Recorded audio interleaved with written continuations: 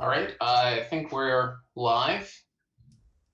Hi, everybody. And hi, everybody who's maybe watching this later on a recording. We are from Finnegan Henderson, and we're here to talk today a little bit about patents in the gaming industry. My name is Forrest Jones, and with me here are my colleagues Anthony Delmonico and Seth Brunel. Brunel. I was just telling Seth that I mispronounced his name as Brunel, and I just did it. Brunel. And as you might recall, if you were with us with the webinar we did back in the spring, we did a webinar for this group on the general areas of IP and what the differences are between them and what you can do with them in the gaming industry. One of the areas that we talked about there is patents. And today we're going to be talking about something very specific in patents that can come up quite a bit when you're either defending against a patent litigation, asserting a patent for litigation, or trying to get your own patent in the gaming industry, which is a section of the law on patents called 101. And so with that, I think we can go ahead and bring up the presentation. Forrest, one note I think we just should make, you can bring up the presentation, but one note we should that we'll keep an eye on the chat room if there's any questions that are coming through.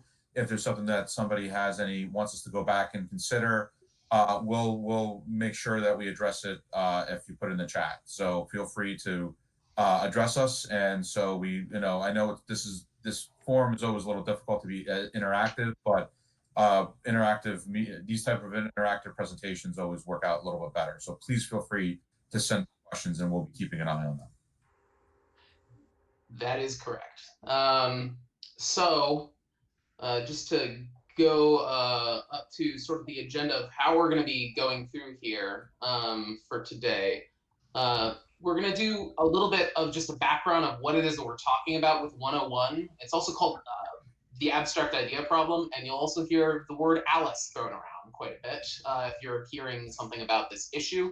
That's the name of a seminal case that's associated with this hurdle that you have to go through to get a patent. So we're going to give a little bit of background of what we're talking about there, and then go into some of the specific applications of how this rule works, and end with some examples of how it's been interpreted specific to the gaming industry and some ideas on what to look out for in there when you're trying to get a patent. And I will just say at the beginning a plug that for patents in particular, it's very important to think about as you're developing new technologies whether or not you can get a patent on it, because it's possible to lose your rights if you don't apply. So part of the thing that's really good about thinking about all of this, even if you're not a lawyer, even if you're not necessarily looking at applying for a patent right now and struggling with these issues, is it's just good to have in mind the sort of things that you can get a patent on so you know when to go actually and talk to a lawyer. And I think with that, Seth's going to sort of be shepherding us through this presentation, so I'll hand it over to Seth to drive us to the next part of the slide deck we have here. Yeah, so just to get us kicked off and to kind of pick up where we may have left off last time, and to put this section of the law in context, especially in my work, I deal with it mostly in applying for patents. Now, the patent application process, I wish it was this simple. It could be more complicated, but just as a general overview, we'll kick it off with somebody will come up with an idea, and then it'll get written down into a patent application. These can range from 10 to hundreds of pages, which is then submitted to the United States Patent and Trademark Office. And then the examining corps, the application will get sent to an individual examiner. And this examiner will evaluate the application for formalities all the way up to substantive law discussions and determinations such as, has someone already done this before? Is this new enough? But among those is the idea that it needs to be something they can grant a patent on. And so that's a lot of time where we'll see a determination related to this section 101, and we'll see, oh, this is an abstract idea. And that would come to the applicant or the inventor as a rejection. At that point, the applicant has the opportunity to respond to the examiner with arguments or amendments to the patent application. And at the end of the process, after going back and forth, the goal is to have the patent granted by the patent office. Yep. Seth, that's absolutely right. And those are the normal steps. Some things to consider, just so you know, we see the 101, 102, 103 numbers. Those relate to the statute and the rules about whether or not patents are eligible. One other thing to note is, a lot of folks ask me, how long does it take to get a patent? How quick can I get a patent? And I always, have to give the lawyerly answer, well, it depends. If you're working on a biofarm type case, it could take, 5-7 years to get something through. If you're working on a simple mechanical case, you may be able to get something through 1.5 to 2 years. But more than likely, if you're talking about electrical cases that have to deal with software, things like that, because there's so much scrutiny now being looked at for these type of patents, it can take a while. It can take anywhere from 3 to 5 years to actually obtain the patent. Now, that's not to say that doesn't benefit you at all, because once you apply for the patent, you get what you can start telling folks that you have a patent pending. When you're, marketing your company, when you're marketing your products, that is something that you can say as soon as you file an application. And the other nice thing about the application is once it's filed, you're able to share it with other people without worrying if somebody's stealing it or copying it, because it's now on file at the patent office. It's official. It's not something that you need to be concerned about with an NDA or not, now that you have the actual application. One other area to note, and we talked about this a little while back, but I'll just remind folks, there are two types of patents: provisional patent and non-provisional patents. Provisional patents are usually much cheaper to get, usually a lot less time consuming, and they basically allow you to figure out over the course of a year whether that technology is something you may want to market or sell. So if you're sitting there saying, well, I've looked into filing a patent, and patents can cost, $10,000 or more, you can get a provisional application for significantly less money than that, and still get yourself patent pending. And more importantly, if it's a new idea that you're not quite sure what to do with, or whether or not it should be protected, or if there's any interest in the industry, you can get that application on file. Then you can start sharing that idea with different folks and try to sell it. And because you have that patent on file, you won't risk losing that idea by other means like 102 and 103, like we talked about in the last session. So again, patenting and intellectual property protection can be quite a bit daunting.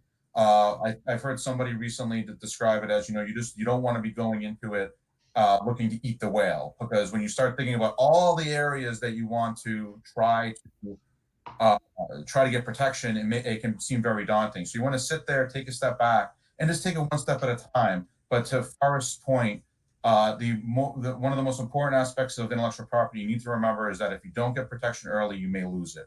So obviously, throughout the design process, to the extent anything coming up that you believe may be a game changer, or may be something that's different in the industry than anything that's been done before, you may want to explore getting a patent on it as soon as possible, so that you can preserve that right, and also, do some sort of marketing with it as well.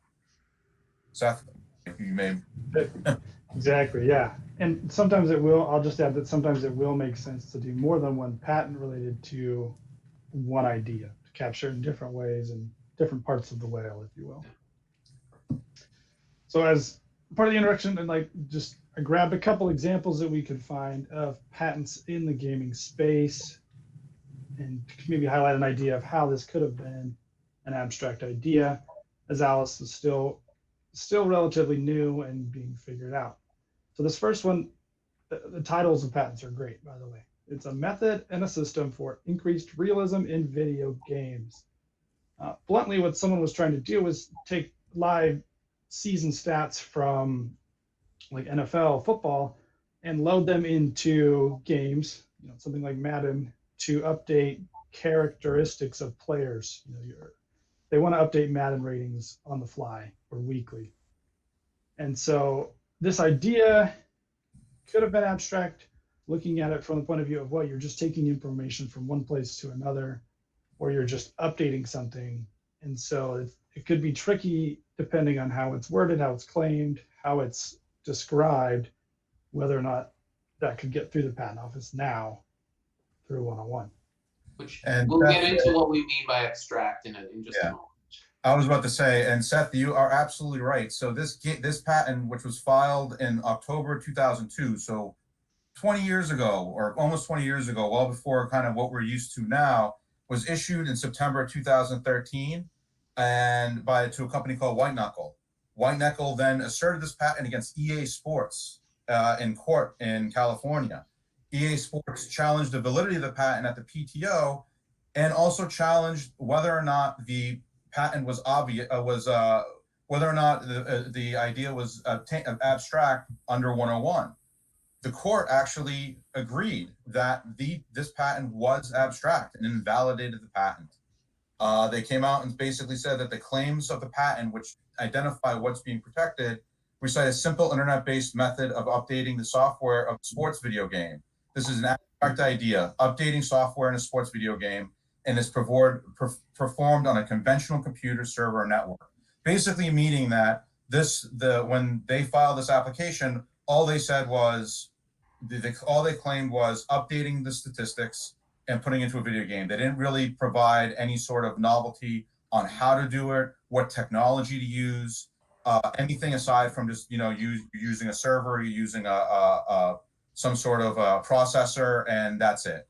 And so these are the types of mistakes that were made in the past and that continue to be made as people are filing applications, because they concern for abstract ideas was not as big back in the early 2000s as it is now.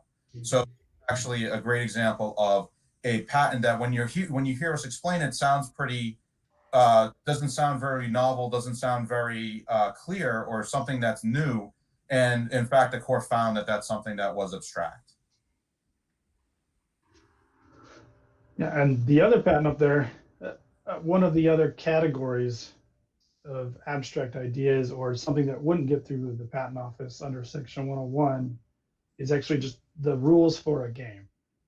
And so looking at this other patent, it's a squad versus squad video game. And it has to do with how the game moves players in relation to each other. And so then again, depending on how that's described in the application or claimed at the end of the specification, the application, then that could potentially be an issue for 101. Exactly. And so just to give another little bit more background, this patent was issued to Microsoft in 2013.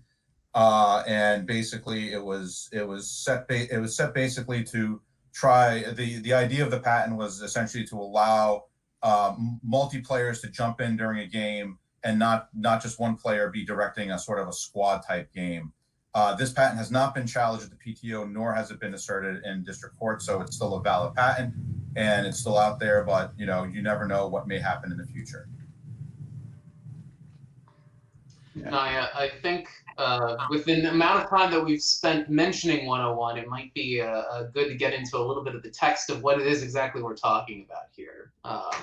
So Seth can run us through here. But this is 35 U.S.C. Section 101, the section that we're talking about here having to do with abstract ideas that has been a thing that the industry has been dealing with for the last couple of years, ever since Alice was decided.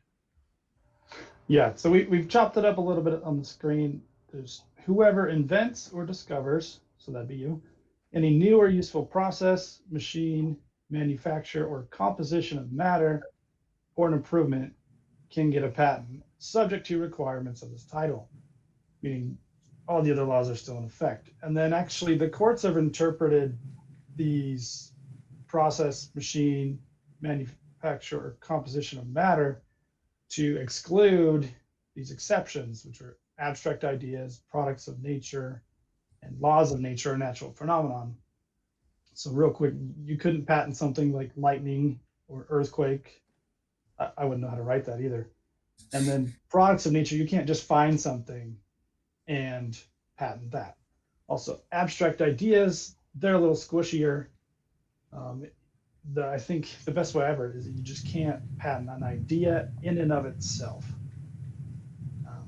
Anthony, anything to add for us? No, I mean, I think that's essentially it. And again, Seth comments the part that it's squishy, and that's really, this is really where the issues have developed. Again, we'll talk about this throughout the presentation, but this is where things, especially in the software and electronics area, has really become difficult, is trying to identify whether an idea or an invention is something that's actually innovative and novel and that adds on to something, or whether or not it's somebody coming up with, and this is always the classic example, is anti-gravity boots or a flying car. You can't just go out and say, I claim a car that has a jet engine that will fly. That's abstract. It's just an idea. You don't explain, you don't disclose to the patent office how it's done, how that's going to work, etc. It's just, I'm going to create a flying car.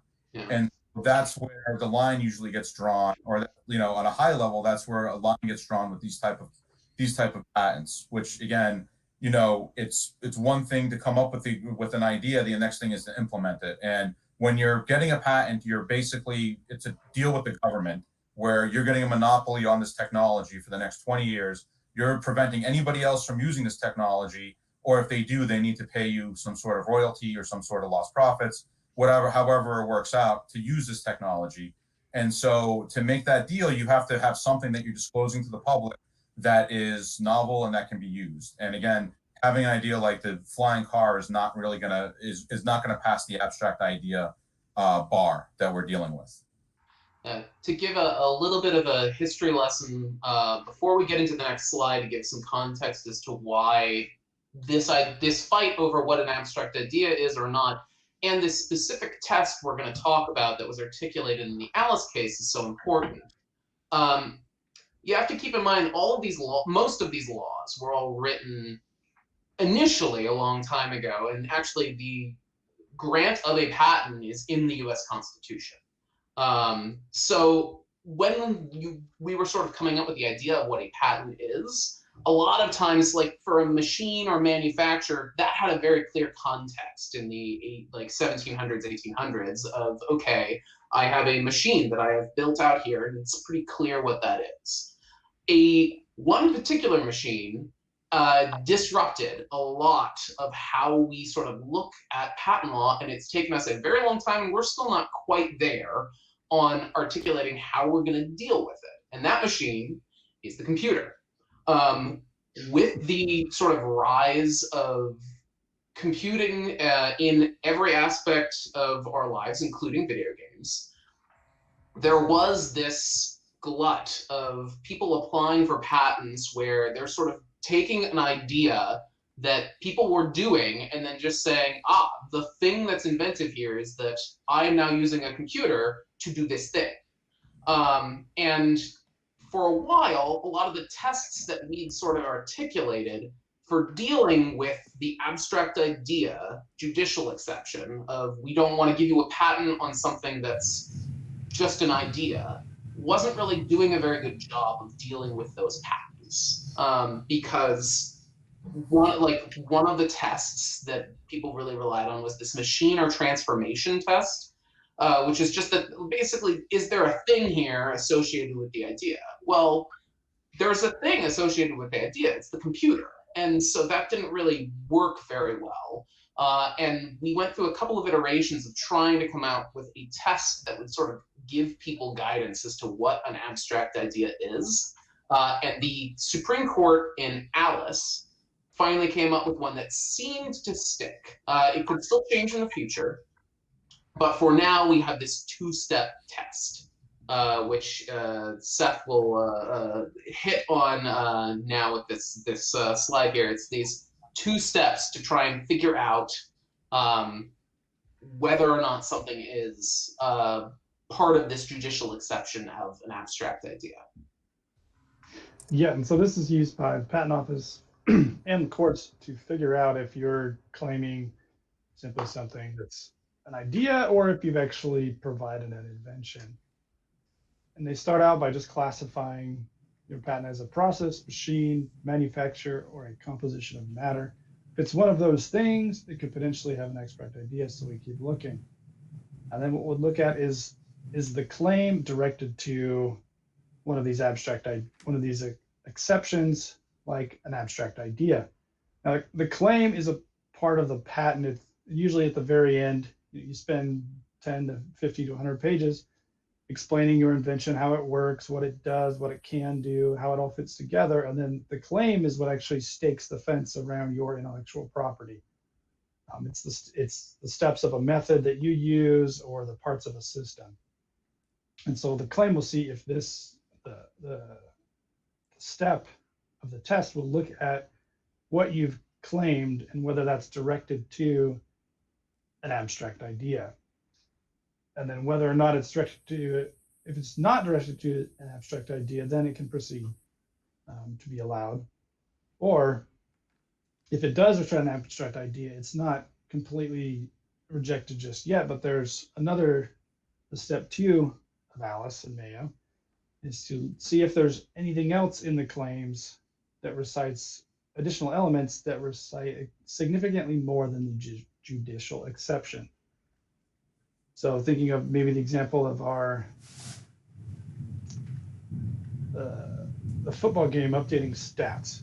If they were to add something to what they're doing that provides language I see a lot is a technical solution to a technical problem.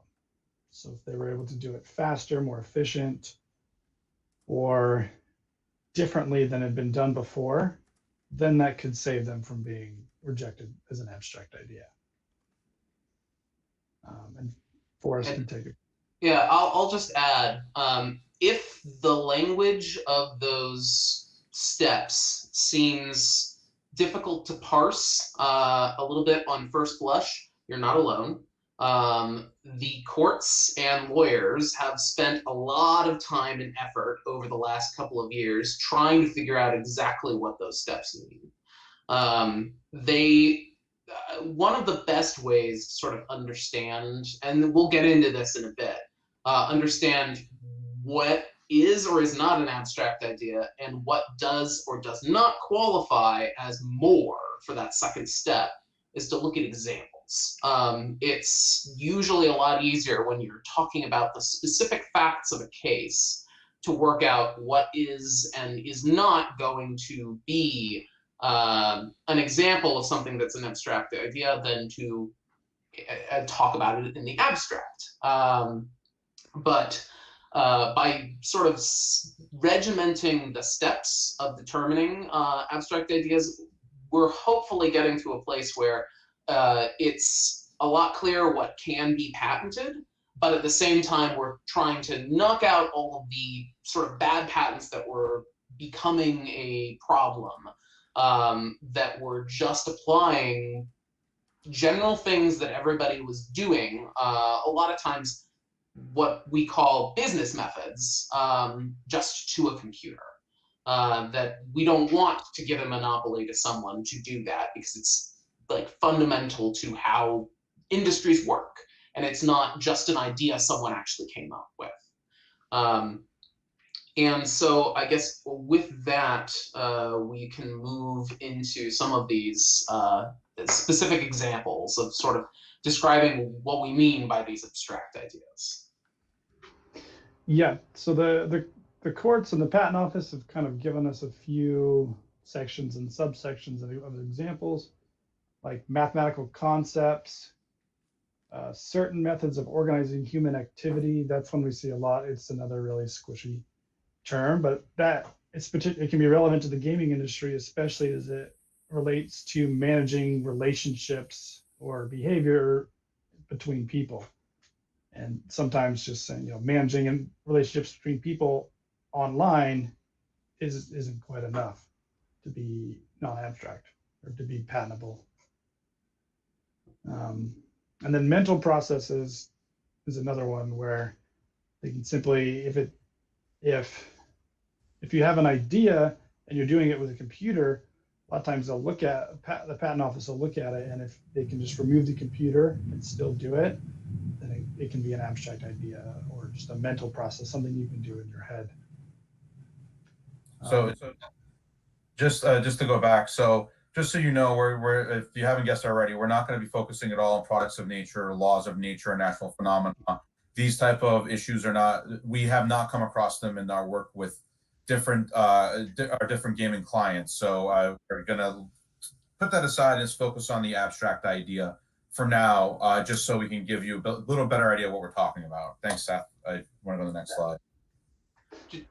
To give you products, those two other exceptions do come up, but usually not in the context of like software or computer technology products. A lot of times it will come up in things like pharmaceuticals. Yeah. And again, all of this can be a little bit daunting. I'm sorry, Seth. All of this can be a little bit daunting.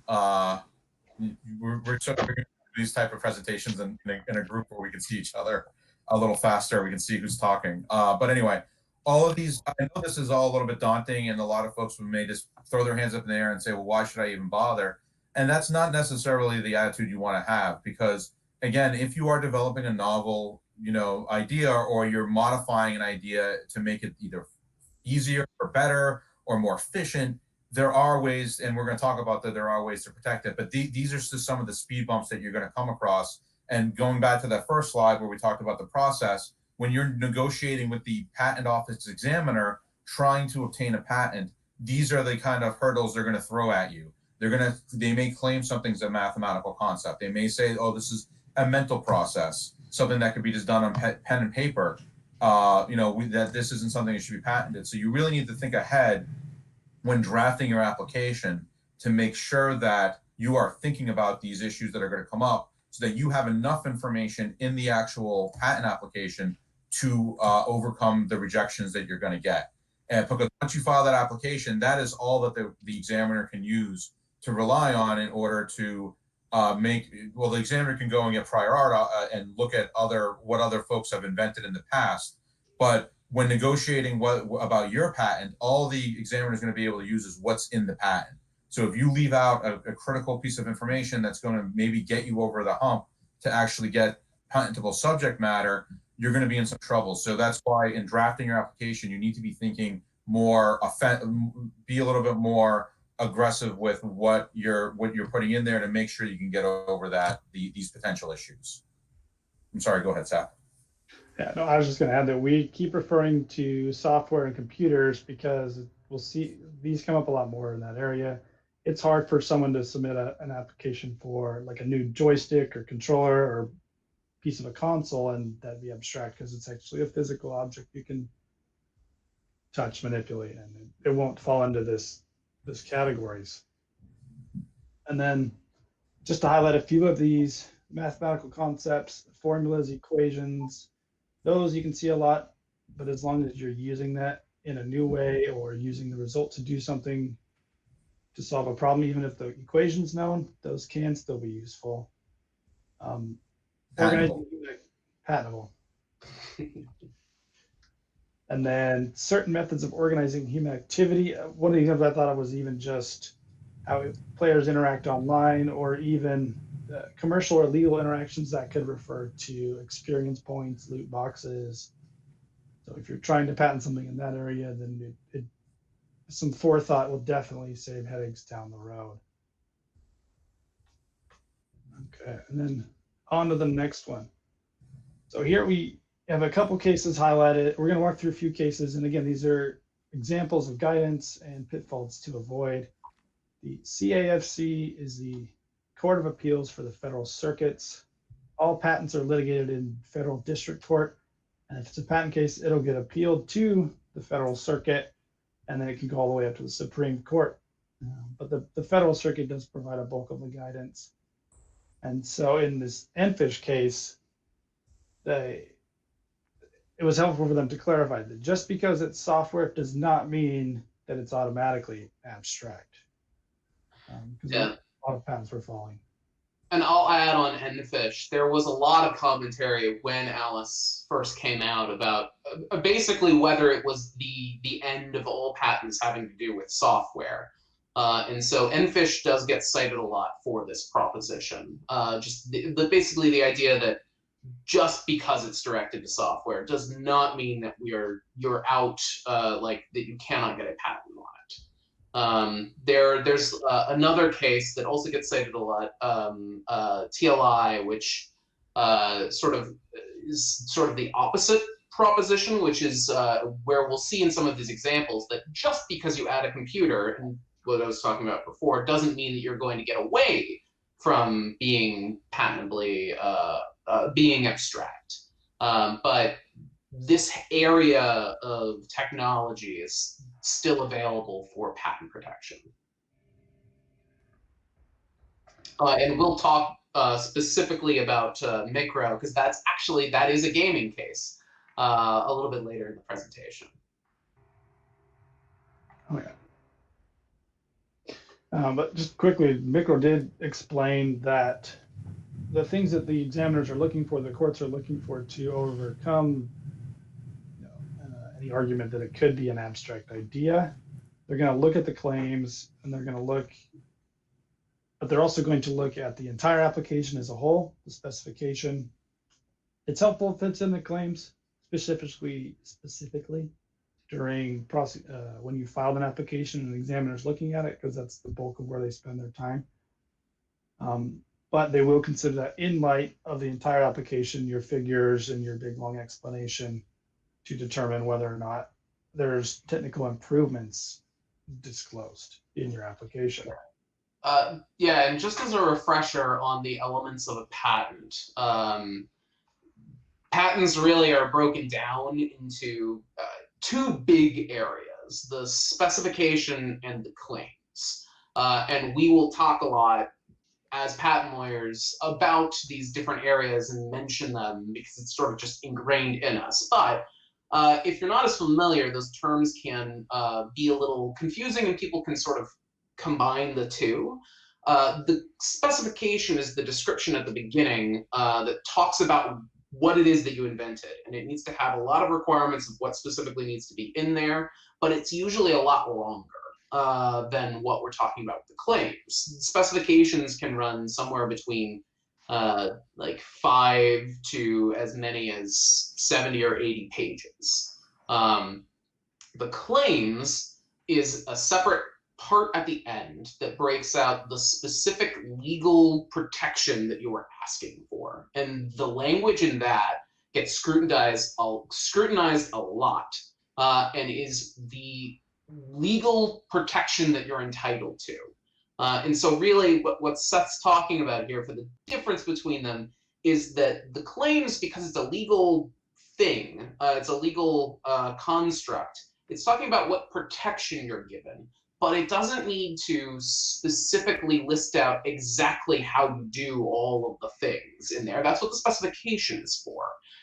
And so when you're looking at this idea of if it's abstract or not, you don't just look at the claim language, or else it would, in a lot of cases, be very hard to articulate that your patent is not abstract in the amount of space that you really do a claim in. You would end up, in order to put in that amount of detail, probably with a pretty useless claim in that it's hyper specific to one instance of your idea. So you look at it in light of everything you put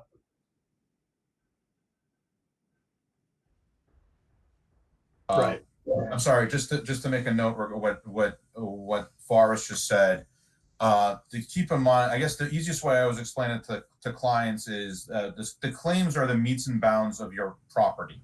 So intellectual property can be looked at just like property. You own a piece of land, and that piece of land is delineated by the size of it. It's registered with the county. This is my land that I own. And the land is you own the land. You can do whatever you want with the land. You can leave it empty. You can build a house on it. You can do whatever you want. But the key to ownership of the land is that you can prevent others from stepping on that land. So when you're talking about developing claims for an idea or for an invention, you want to make sure that the claims are as broad as possible to cover as much land as possible to prevent others from coming onto your land. A very common misconception when it comes to intellectual property is that a patent gives you the right to do something. That's not the case. A patent gives you the right to prevent others from doing something. That is what you're doing. So when you're getting a patent, you may be getting a patent on something that you don't intend to do, but you know that others may, and that you may want to prevent them from doing it without working with you on it.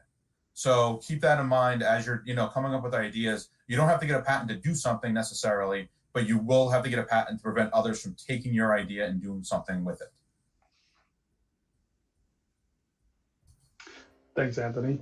And just another quick reminder, if this is complicated and we do this all day, every day. So if you have questions, throw them in the chat box. We're happy to answer them. And we're going to shift into some examples of cases that have been decided and explore the abstract ideas that were in there and how maybe it could have been avoided. So Forrest is going to get us kicked off with In re Smith. Yeah, In re Smith is a case, and a lot of these cases are from, as Seth had mentioned, the Court of Appeals for the Federal Circuit. And so they give some guiding lines for you to look for when you're applying for a patent, because this is where any dispute gets appealed to.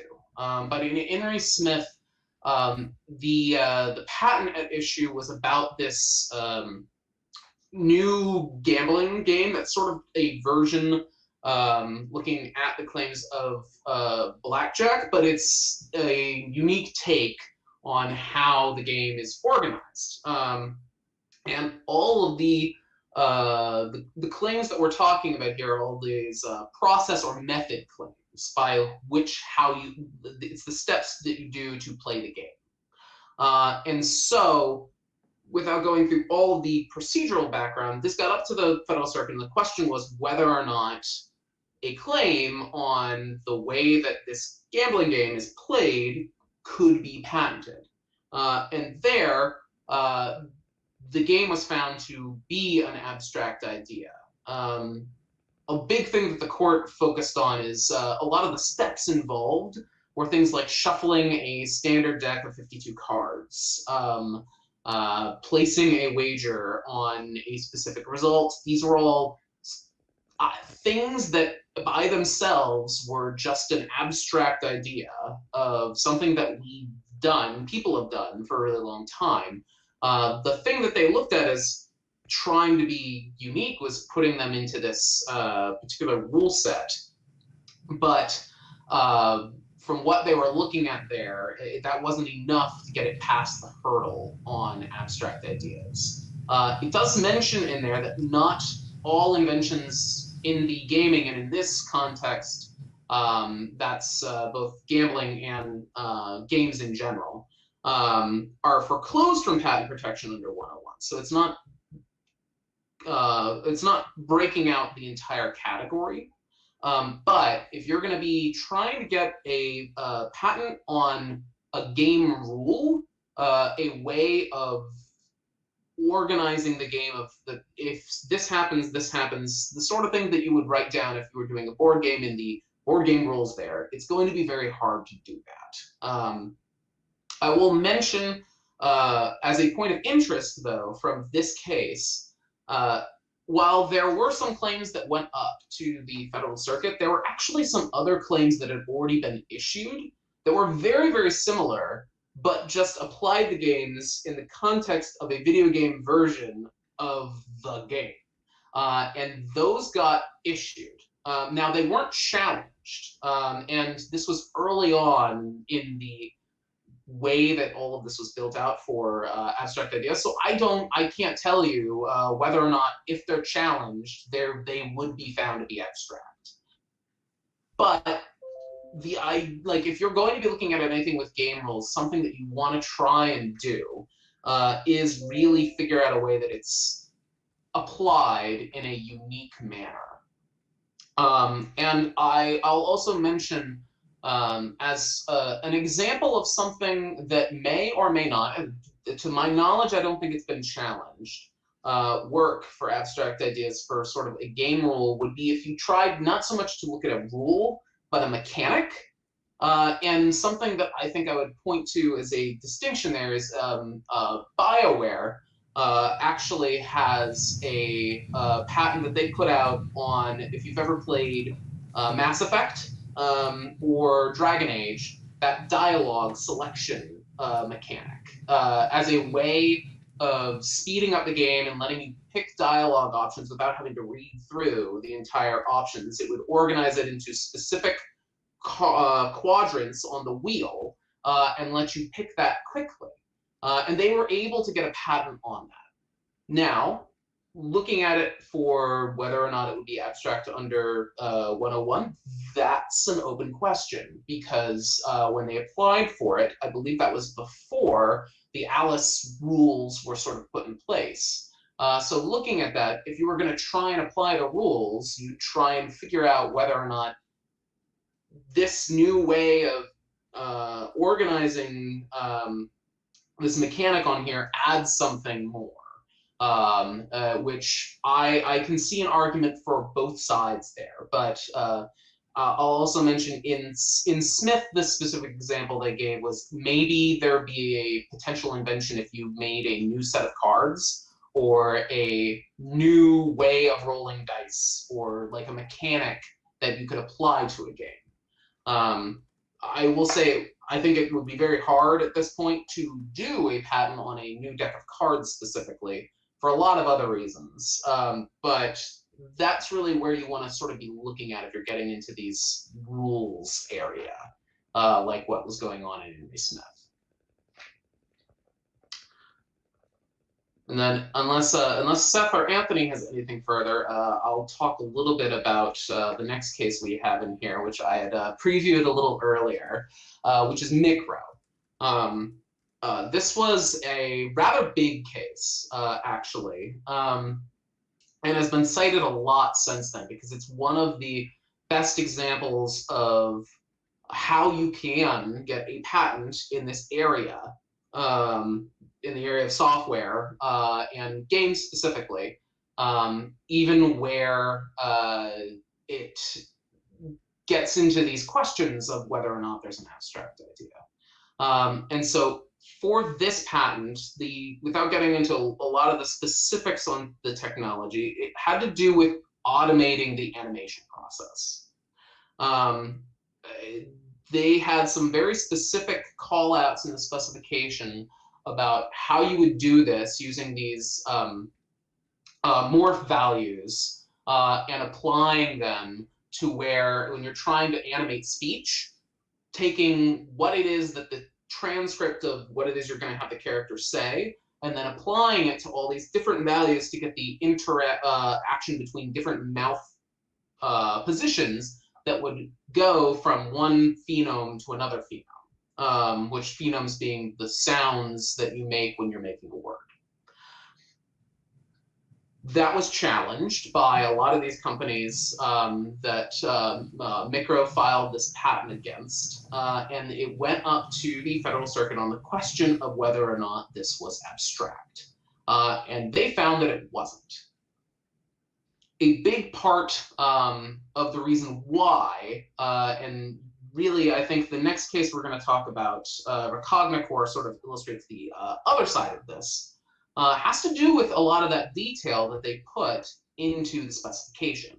They had a lot of specific instructions and methods by which the computer was adding something to the animation process that you weren't doing with just a human picking out the animations through here. It was using these pretty complex way of analyzing values between all these to automate a process that would be very hard, and my little brother's actually an animator, so I know this, requires a very long time to learn how to do effectively, and can take a very long time for a human to do by hand. And so by automatically setting all these keyframes at the correct place, using this method that was in the specification, that was not abstract. And so looking at, even though the claims themselves didn't list out every single one of those steps, looking at the claims in light of what the specification was giving on the detail on how this computer was making this animation process easier and better, without needing to have an individual human go in and do the animation to have realistic animation of speech, that was enough that it wasn't just the abstract idea of animating. It was a specific way of looking at how you were doing this animation.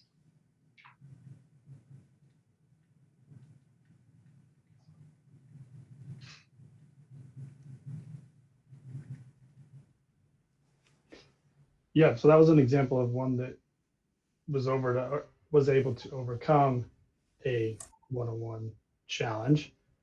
And then Forrest had mentioned this case, how'd you say it, Forrest? I always pronounce it Recognicorp. I don't know if that's actually how you pronounce it or not, but usually, I'll be honest, I've read it a lot in different things. I don't know that I've ever heard someone from the company say the name, so I don't know if that's the correct pronunciation. Well, I recognize the other party to this case, Nintendo. And so Recognicorp had actually sued Nintendo for the Nintendo Mii's. And Recognicorp, their patent was directed to composite facial images with different parts. And the way they did that is they broke it down into element codes, which I imagine is something like, nose 47, eyes 52, hair 27, and they would actually send the codes across the network instead of sending the actual, like an actual avatar itself. And then at the other end, it would take the codes and it would reconstruct an avatar or a face in this case. And this one was found ineligible under Section 101. So they did lose their patent because the court said that it was directed to the abstract idea of encoding and decoding image data. And it was too general, and even a computer, well, I think it was recited, it wasn't actually required. The court pointed out you could actually just do this with a telephone. You could call someone and tell them the element codes, and they could reconstruct the avatar. So that was an example of one that didn't survive a 101 challenge, partially, because of how it was written. Yeah, and we do have a question in the chat on whether specificity is key to this. And while I'm not going to say that specificity is the only thing that matters, or that being specific can necessarily save an idea that is otherwise abstract. You can be very, very specific with an abstract idea. Specificity is something that you should try and strive for with your specification, because the more support you have for why it is that your patent is not abstract, that is going to be a lot better for when you're getting into this challenge. Exactly. And again, we're kind of running low on time, but before we end our presentation, we are going to talk about just some general tips, and that is something that we hit upon, is that building out a very robust specification initially will save you quite a bit of effort down the line when you are going back and forth with the patent office. Mm-hmm. Right. So then, just to kind of move us so we can discuss those more. Another one was Paltalk versus Riot Games. They had sued over a method of providing group communications to several host computers over a network, really just multiplayer messaging.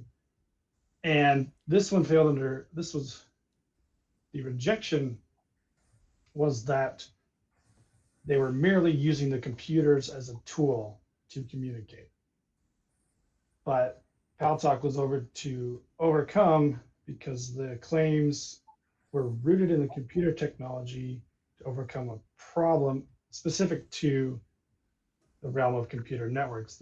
The way they did it offered a technical solution to a technical problem rather than just merely using a computer to solve a communication problem. And then we'll go to the next one. Nintendo's back. Yep, Nintendo is a very popular target of patent cases in the U.S. So this case, so we've kind of given you a couple different examples. We gave one in the kind of casino gaming area. We've given a couple in the video game area. This is one in the video game, but this actually has to do more with hardware than software, which again could still end up getting some sort of 101 rejection and something you need to be concerned with. So in iLife Technologies, iLife actually asserted this patents against 9 different parties, not just in the gaming industry, but they asserted against Under Armour and some other companies that deal with body detection, body movement, and whatnot. And again, as you see on the slide, it says the video game patent was directed at a sensor that detected a body's dynamic and static acceleration, and that's kind of what where the game was. Now, this patent actually they asserted it in court. They actually got a jury verdict in this case. They won $10 million due to being found that this patent was infringed. And then and again, this is, Seth mentioned his practice focuses on patent prosecution, which is obtaining patents. Forrest and I actually do a lot of work on litigation, which is using patents, either asserting patents against parties or defending our clients against patent assertion. We do both sides of the aisle there. And so for this, we were in litigation, and after a verdict comes down, a party can file what they call post-judgment motions, one of which basically saying, all these facts, all these issues came in during the trial. There's no way that the jury could have found in this way. And so therefore, judge, you've heard all the facts. Can you overturn the jury? Which is actually a really high burden, something it doesn't happen very often, but in this case it did. Nintendo came back and challenged the verdict, and they won. And the judge came down basically and said, under step 1 of that Alice test that we had talked about a while ago, that the patent was directed to an abstract idea of just gathering, processing, and transmitting information. That's essentially all it did. It didn't provide any sort of unique or novel way of doing things. It was something that's been done for years, and that's kind of what's going on. So they said mental process of gathering, processing, transmitting, and that's it. And the claims lack specific data processing for analyzing the information. Now, the judge was very interesting in this decision. The judge actually said, no, a claim disclosing some improvement to the functionality of a conventional computer components, however, may be patent eligible under step 1. So he's basically saying there are options where it could be eligible under step 1. And in one instance, he cited another case where they found a patent to be patent eligible and not be abstract because the patentee had claimed an unconventional configuration of the sensor, something that people hadn't done before. People thought, shouldn't be done this way. They did it this way. It worked. And so they used that. And so the judge actually gave the benefit of the doubt and said, there is a possibility of getting this type of claim through, but not what was in the iLife technology patent as well. And again, they also, I'm seeing the time, so I'll get through this quickly. They also, looking at under step 2, they said there was no inventive step. And it rejected the patent owner's argument that the specification describes steps for distinguishing between normal and abnormal accelerative events and between other physical factors such as temperature, pressure, force, sound, light. These are the things that the court tried to, or the iLife tried to argue. The court emphasized that such concepts must be apparent in the claim language to be considered when determining patent eligibility. And that was the key aspect here, is that the court actually wanted to see some sort of this unconventional aspect in the claims, which it wasn't there. And that brings us to, our next slide, which is going to be, tips for this. So just so you understand why we're going through all these cases, when Alice came down 6 years ago, there was no guidance aside from what was in that decision. So the way this typically works is when a new type of decision, a new change in the law occurs, what folks are looking at is to see other people trying to get something through patent eligible and see how the courts handle it or how the patent office handles it. So over the last 6 years, we've gotten a ton of cases that are dealing with this 101 issue, this Alice issue, litigation cases. We also have a lot of cases at the patent office that have dealt with the 101 issue. And so the patent office has been issuing what they call basically some sort of tips, or basically, this is what you should be looking for. This is how you should be considering it. And then we look at these court cases. And so what Forrest and I do and what Seth does is when we're sitting there analyzing a patent for a litigation or analyzing a patent to file an application, we are thinking about all of these cases, all of the universe of information that we've gained over the last 6 years, so that we make sure that our client is successful with their claims in order to get over this 101 issue. And to that, we have a slide with some tips. I'll let Forrest go next. You're on mute, Forrest. Wanted to make sure there wasn't any feedback. One thing I'll say for tips, Anthony hit on something with the ILEC decision we were just talking about. A lot of times, whether or not something is or is not abstract under 101 isn't necessarily related to the thing that you invented, the thing that you're trying to get protection for, but it's the way you ended up trying to draft the patent to protect it. You can have parts of an invention that you came up with, a new way of having a controller for like something to do with making people move in real life in order to control things. And aspects of that can be abstract and aspects of that cannot be abstract. And so one of the things you want to do, especially now as you're beginning, now that we know a lot of background for Alice and a lot of case law having to do with what can and cannot qualify, is to talk to your attorney about pre-butting 101. And so a lot of that is, as we were mentioning, the specificity for the specification, making sure to articulate in the specification and possibly even just call it out as this is the algorithm.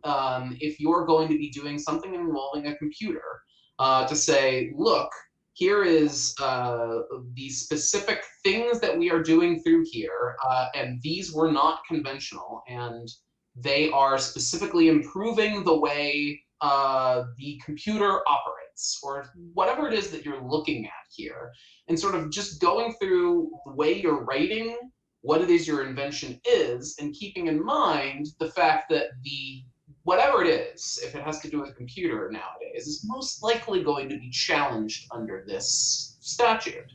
And so making sure when you're putting in that first disclosure, you have that in mind. Another thing to keep in mind for just drafting tips is also something else Anthony had mentioned earlier, which is what a patent is. As Anthony had said, a patent is not the right to do something, it's the right to stop someone else from doing something. And so one of the things you want to think about when you're figuring out what you're going to apply for a patent and drafting these claims is think about who it is that you're actually going to have to stop from doing something in order to use the patent. So, for example, when you're drafting the claim language, you really don't want it to be something like looking at the gamer who is now playing your game, and they would be the one doing the steps that you're listing out, because that's going to mean that in order to enforce your patent, you have to go and sue the gamer who is your customer, and you probably don't want to be doing that. What you want to do is stop other people from coming along, seeing this great new idea that you came up with and copying you and diluting your ability to create new things using your great new idea. I know that we have about 2 minutes more. If anybody has any questions, we can address them, but were there any other points that either Seth or Anthony, you guys wanted to make before we are out of time? Yeah, just one quick comment is, you know, this is a very complicated issue, and so we tried to make it as easily accessible as possible, so that when you're working with your attorneys, you understand that this is probably the biggest issue that electronic companies are facing right now in dealing with getting patents. But as we've said, this has been an issue for the last 6 years. And we have been working with it and dealing with it, and we're still getting patents through the patent office, and we're still winning litigations regarding these patents. So it's not something to be, you know, we don't want to dissuade you from looking at protecting your inventions, but we just want to make sure that you're educated with respect to how the system works, what's been going on in the world, and when you're talking with your patent attorney and they asking you certain questions, you may actually know or see they're asking these questions specifically because of this issue. And so you may be able to provide them with the information that they need in order to get you to the next level and get you that patent. I guess with that, unless Seth or Forrest have anything else to say, thank you very much for your time. We appreciate being able to help out. If you have any questions, please, you can reach us through the IGDA, or you can find us on the Finnegan website, Forrest Jones, Seth Brunel, or Anthony Delmonico. We are always willing to talk. This is what we do all day, every day. So we have no problem talking with folks regarding their intellectual property needs. So again, thank you very much. Please take care. Thank you, everybody. Thanks.